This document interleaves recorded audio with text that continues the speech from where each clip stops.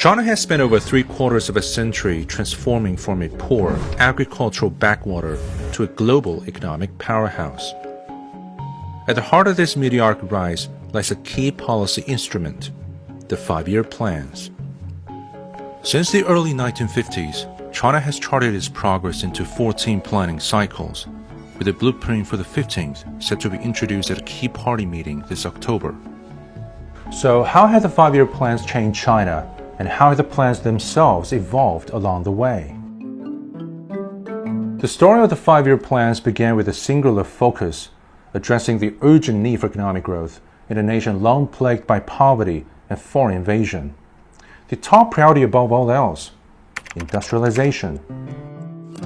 In 1953, the first five-year plan kick-started with an almost fantastical ambition, as it outlined over 150 industrial projects to be achieved from the ground up. In just 5 years, the country witnessed one milestone after another. China's first domestically produced truck, airplane, and steam locomotive rode off the assembly lines. Its first oil refinery, machine tool plant, and vacuum tube factory were brought into being. For the first time in history, a bridge spanned the nation's longest river, while modern roads extended across the roof of the world.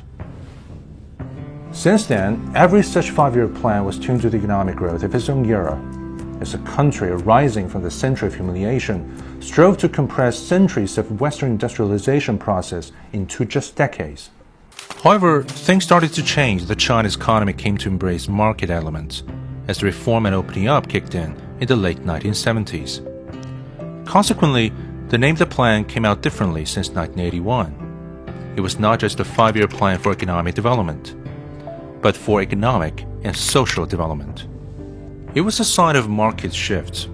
Instead of merely binding targets for economic and industrial indices, the plans began to include broader goals of social equality, environmental protection, cultural enrichment, and national governance. The seventh five-year plan started to pour substantial investment into universities, laying the foundation for the remarkable expansion and modernization of China's higher education. Its momentum continues to shape the nation's academic landscape to this day. Another striking example is the 13th five-year plan, spanning 2016 to 2020. It went down in history as a period of development that tamed the world's factory's infamous air pollution, while ultimately lifting nearly 100 million people out of absolute poverty. The plans became as all-encompassing as they were epoch-making. In 2006, another revolutionary shift occurred as the 11th iteration of the five-year plan was promulgated. The Chinese expression of the word plan switched from 计划, which emphasized prescriptive, exhaustive directives, to 规划, highlighting strategic visions that induce changes. It was another tiny tweak in wording, but yet another giant leap in governance mindset.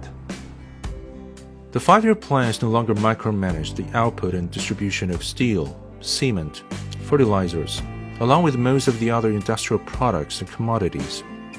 The onerous duty of resource allocation has been left to the invisible hand of the market. The plans were now laser-focused on delivering public goods, cultivating industries of strategic importance, and guiding the overall direction of the nation's development. While the 13th five-year plan curbed the surging pollution, the 14th sought to accelerate China's green transition through carbon reduction, which helped foster a world-class electric vehicle industry that remains largely privately owned. China's pivot to science-tech innovation in the latest two plans also brought about a series of technological breakthroughs. Notably, a domestically developed AI model born from this drive marked another Sputnik moment in the West, with its algorithm now leading the world in this future-defining industry.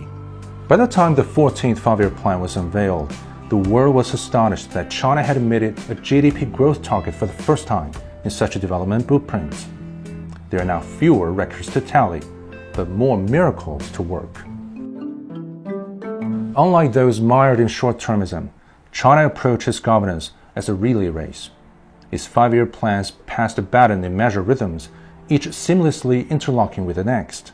The five-year plan started out as a midterm economic roadmap, but it has been increasingly fused into the longer vision of nation building. China's 14th five-year plan spanning 2021 and 2025 was unleashed alongside a Vision 2035. It was in effect the beginning of China's new two-step march. The first step would be basically realizing socialist modernization by 2035, in other words, through 3 five-year plans. As the 14th five-year plan period is concluding on a high note, the 15th five-year plan is about to help Chinese modernization break new ground on all fronts. Another five-year plan, a new outlook for China, is on the horizon.